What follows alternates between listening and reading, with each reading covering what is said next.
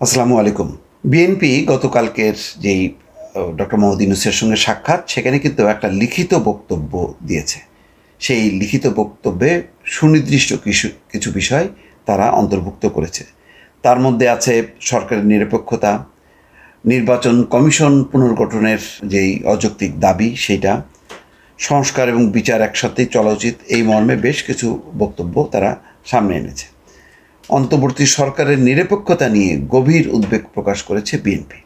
শনিবার রাতে উপদেষ্টার সঙ্গে বৈঠকে তারা একটা লিখিত বক্তব্য দিয়েছেন। ওই বক্তব্যে দলটি বলেছে, দীর্ঘ 16 বছরের ফ্যাসিবাদ বিরোধী আন্দোলনের ফলশ্রুতিতে 2024 সালে রক্তাক্ত ছাত্র গণঅভ্যুত্থানের মাধ্যমে স্বৈরাচার পতনের পর গঠিত হয় অন্তর্বর্তীকালীন সরকার।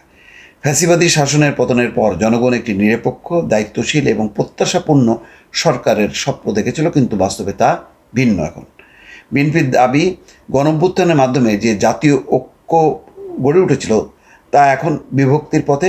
তারা আশঙ্কা প্রকাশ করে বলেছে, এই ঐক্যের ভিত্তিতেই আগামী বাংলাদেশ গড়ে উঠবে। এটা যদি ভেঙে পড়ে তবে তা হবে জনগণের স্বপ্নভঙ্গের শামিল। দলটির অভিযোগ, সরকারের সাম্প্রতিক নানা কর্মকাণ্ডে জনমনে এর নিরপেক্ষতা নিয়ে সন্দেহ দানা বেঁধেছে।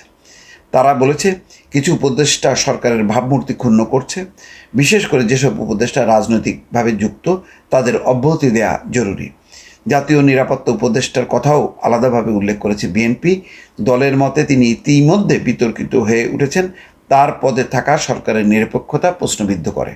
চট্টগ্রাম বন্দর এবং মানবিক করিডোর ইস্যুতে সরকারের বক্তব্য এবং নীতিগত অবস্থান নিয়েও প্রশ্ন তুলেছে বিএনপি। তারা বলেছে, জাতীয় স্বার্থ সংশ্লিষ্ট এমন সিদ্ধান্তগুলো কেবলমাত্র জনগণের ভোটে নির্বাচিত সরকারই নিতে পারে। অস্থায়ী সরকারের এই ক্ষেত্রে এখতিয়ার নেই। খেয়াল করেন, এই বক্তব্যের সাথে কিন্তু সেনাপ্রধানও কিন্তু সেম বক্তব্য তুলেছে এবং শেষ পর্যন্ত উপদেষ্টারাও, তাদের ভেতরেও আলোচনা হয়েছে যে বড় কোনো বিষয়ে রাজনৈতিক দলগুলোর সাথে পরামর্শ নিয়ে করতে হবে, এককভাবে নেওয়া যাবে না। নির্বাচন কমিশন ঘিরেও বিতর্ক। যে নির্বাচন কমিশনের ভূমিকা নিয়েও কথা বলেছে বিএনপি। তারা বলেছে, যদিও কমিশন গঠনে সব পক্ষকে অন্তর্ভুক্ত করা হয়েছে, তবুও একটি মহল তা পুনর্গঠনের দাবিতে আন্দোলন নেমেছে। এনসিপিকে উদ্দেশ্য করেই বলেছে। ঢাকা দক্ষিণ সিটি কর্পোরেশনের মেয়র ইশরাক হোসেনকে এখনও শপথ গ্রহণ করানো হয়নি। এটা আইনের শাসনের পরিপন্থী বলে দাবি করেছে দলটি। সুষ্ঠু নির্বাচনের রোডম্যাপ দাবি বিএনপি এই বছরের ডিসেম্বরের মধ্যে একটি জাতীয় সংসদ নির্বাচনের নির্দিষ্ট রোডম্যাপ ঘোষণার দাবি জানিয়েছে। তারা বলেছে, মানুষের ভোটাধিকার, মানবাধিকার এবং সাংবিধানিক অধিকার প্রতিষ্ঠার জন্য একটি নির্বাচিত রাজনৈতিক সরকার প্রতিষ্ঠা এখন সর্বোচ্চ অগ্রাধিকার থাকা উচিত। তারা সতর্ক করে বলেছে, সরকার যদি জনগণের এই প্রত্যাশা পূরণে ব্যর্থ হয় তবে বিএনপির পক্ষে সহযোগিতা চালিয়ে যাওয়া কঠিন হবে। সংস্কার ও বিচার একসঙ্গেই চলুক। বিএনপি মনে করে সংস্কার একটি চলমান প্রক্রিয়া এবং এটা ধারাবাহিকভাবে চলতে থাকবে, কিন্তু কোনোটা বাদ দিয়ে কোনোটা পূরণ করা, এই রকম পরিস্থিতিতে না রেখে বিচার এবং সংস্কার যাতে নির্বাচনের মুখোমুখি না হয় সেই বিষয়টা তারা পরিষ্কারভাবে বলেছে।